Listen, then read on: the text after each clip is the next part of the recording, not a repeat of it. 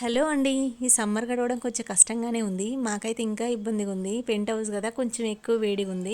ఇంకా మనమే ఇట్లా అల్లాడిపోతున్నామంటే చెట్ల పరిస్థితి ఎంత ఘోరంగా ఉంటుంది. అందుకోసం మార్నింగ్ ఈవినింగ్ ఇట్లా స్ప్రే చేస్తూ ఉంటా వాటర్. అయినా కానీ కింద ఆకులన్నీ ఎండిపోతూ ఉన్నాయి.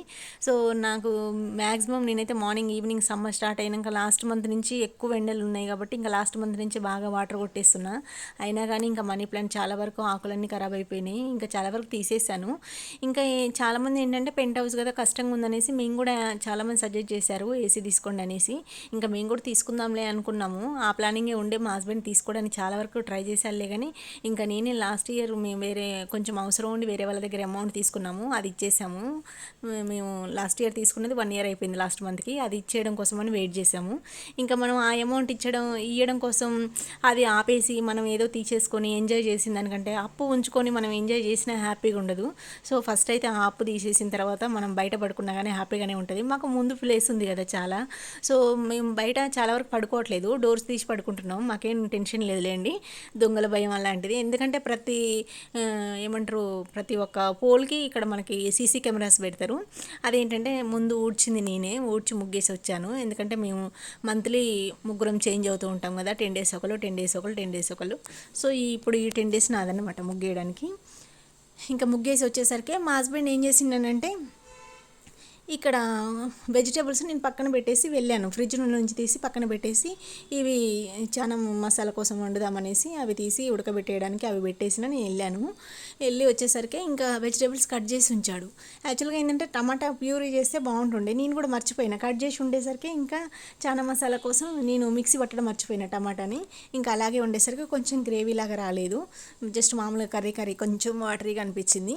కొంచెం నేనే కట్ చేసుకొని ఉంటే మిక్సీ పట్టేదాన్ని, నాకు అలవాటు కాబట్టి. కానీ నేను కింద ముగ్గేసి వచ్చేసరికి మా హస్బెండ్ కట్ చేశాడు కదా, ఇంకా నాకు మర్చిపోయాను, అలాగే వండేసా. అందుకోసం కొంచెం గ్రేవీ లాగా కాకుండా వాటరీగా ఉంది కర్రీ.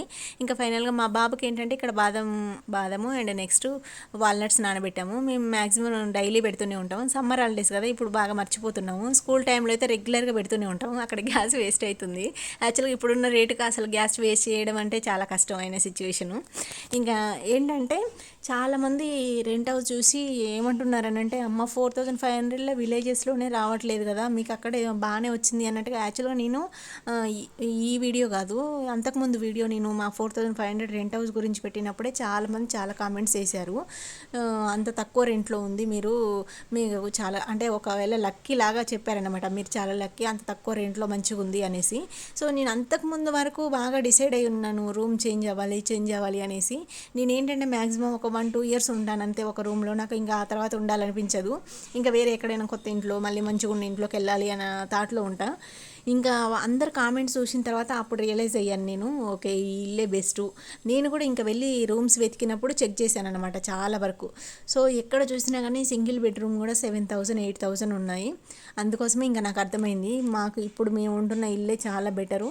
సో మా ఓనర్ కూడా ఇక్కడ ఉండరు, మాకు అంత రిస్క్ కూడా లేదు. మా పేరెంట్స్ వచ్చిన 1 month అట్లా ఉన్నా కానీ అడిగే వాళ్ళు ఎవరు లేరు. సో ఇట్లా అన్ని ఫెసిలిటీస్ ఉన్నప్పుడు ఎందుకు ఇంక వదిలేయడం అనిపించింది. ఇంకే చాలామంది ఏంటంటే అక్కడ ఏమైనా రెంట్లో ఉంటే చెప్పండి అక్క తక్కువ రెంట్లో అనేసి అంటున్నారు.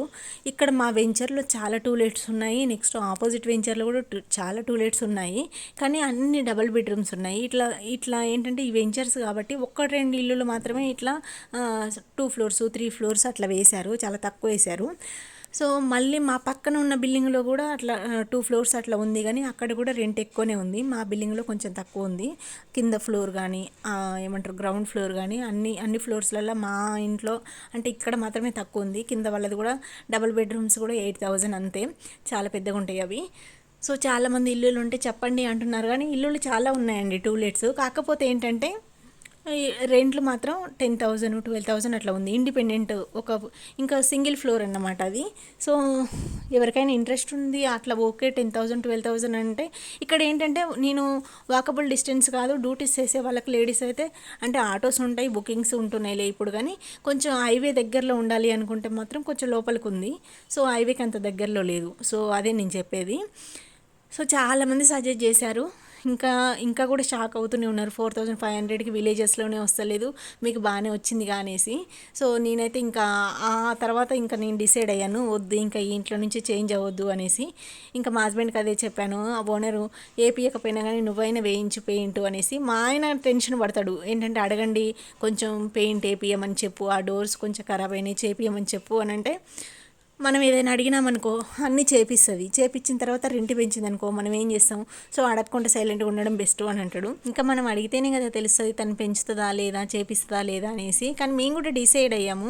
ఆల్మోస్ట్ 3 ఇయర్స్ అయిపోతుంది, ఇంకా ఇప్పటివరకు పెంచకపోతే మాకు చాలా హ్యాపీగా ఉంది. ఏంటంటే పెంచినా కానీ ఓకే హ్యాపీనే. ఏంటంటే 3 ఇయర్స్ మేము వెళ్ళిన ఎక్కడైనా సరే 1 ఇయర్లోనే పెంచుతుండే.